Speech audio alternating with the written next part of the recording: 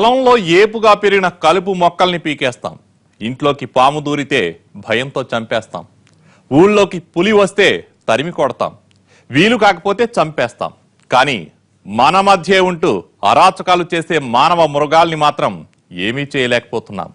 న్యాయ వ్యవస్థలు కూడా వాళ్ళకే వంతపాడే సందర్భాల్ని చూస్తున్నాం. కొంతమంది అవినీతి అధికారుల వల్ల పోలీస్ వ్యవస్థ అంటేనే అక్రమార్కులకు లెక్క లేకుండా పోతోంది. మృగాలు కూడా భయపడేలా నెత్తుటేర్లు పారించిన ఓ రాక్షసుడి రక్త చరిత్రే ఇవాల్టి క్రైమ్ ఫ్యాక్ట్. ఆ చూపు అత్యంత ప్రమాదకరమైంది. ఆ దృష్టి ఎవరిపై పడినా ప్రాణాలు పోయినట్లే. ఇవేవో సరదాకి చెబుతున్న మాటలు కావు, పచ్చి నిజాలు. అలా ఎందుకన్నానో ఈ దారుణాలు చూస్తే మీకే అర్థమవుతుంది. ఇది ఎదిగండ్ల గ్రామం. ఇది గ్రామ దేవాలయం. ఈమె లక్ష్మి. తన భర్త రాజుతో కలిసి ఇష్టదైవానికి మొక్కుకుంటోంది. మా కాపురాన్ని చల్లగా చూడు తల్లి అని కోరుకుంది. కానీ గుడి బయట ఓ సైతానుంది. ఆ సైతాన్ పక్కన ఓ పిశాచం కూడా ఉంది.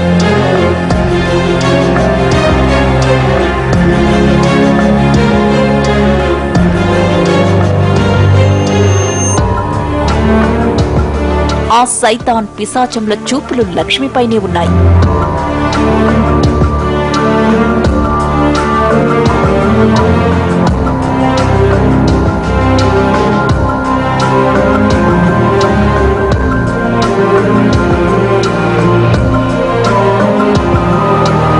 చూడన్నా ఎలా వెళ్లిపోతోందో. చాలా రోజుల నుంచి తన వెనకే తిరిగాను. ప్రేమిస్తున్నా అంటే చీ కొట్టింది. అదిగో వాణ్ణెవన్నో చేసుకుంది. అయినా పర్లేదు, అది నాకు కావాలన్నా అన్నాడా పిశాచం. పర్లేదురా, నీది మంచి సెలక్షనే. అలాగే కాని ఈ రోజు రాత్రికల్లా వాణ్ణి లేపేద్దాం. అడ్డు తొలగిపోద్ది. అది నీదవుద్ది, సరేనా అంటూ విషపు నవ్వు నవ్వాడు ఆ సైతాన్. ఆ మధ్యాహ్నమే జరిగింది ఓ దారుణం.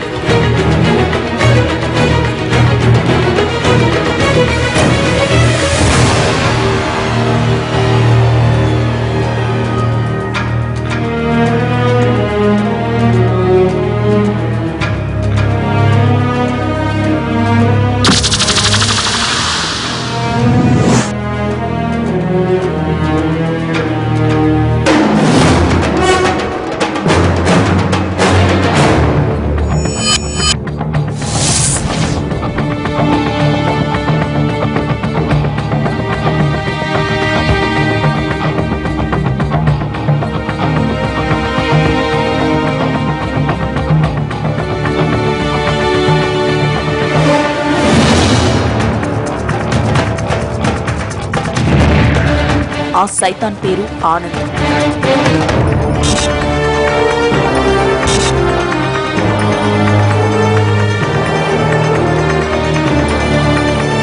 గుంటూరు జిల్లాలో, ముఖ్యంగా పెదకాకానిలో అతను ఎవరో, ఎంతటి దుర్మార్గుడో చాలా మందికి తెలుసు.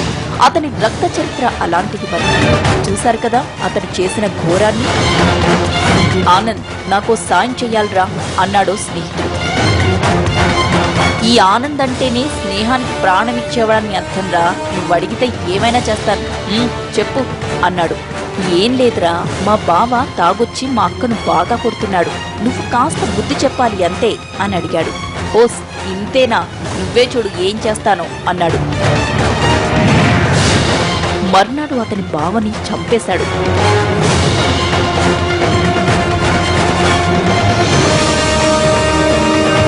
పోలీసులు అప్పటికి ఆనంద్ జోలికి రాలేదు. గుంటూరు జిల్లాలోని టవర్ ఏరియా.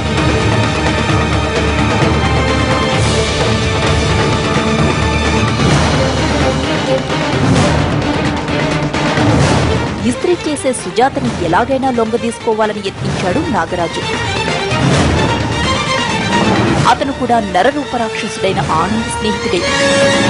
సుజాత అతన్ని ధైర్యంగా ఎదుర్కొంది. మాటలతో గడ్డిపెట్టి అక్కడి నుంచి పంపించేసింది.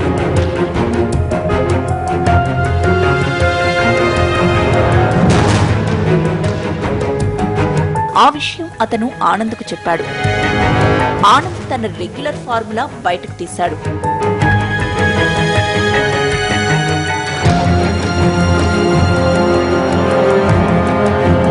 ఆమె భర్తతో స్నేహం నటించాడు.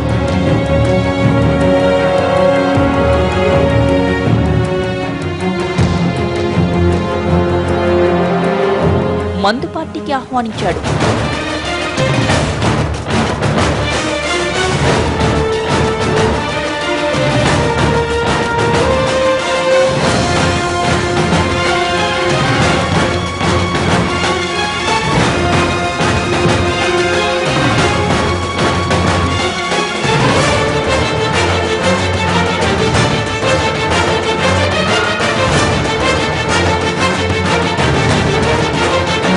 కొత్త స్నేహితులతో నిషాలో మునిగిపోవాలనుకున్నాడు సుజాత భర్త.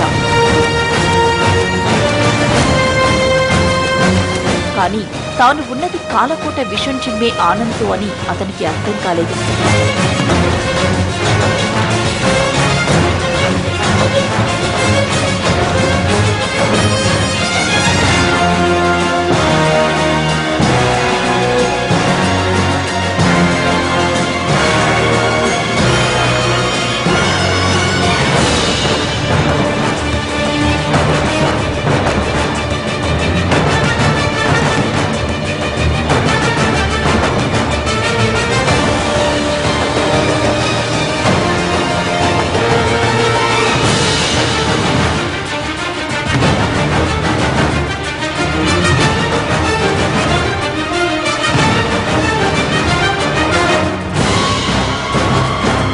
చివరకు విషం కలిపిన మందు తాగి ప్రాణాలు పోగొట్టుకున్నాడు.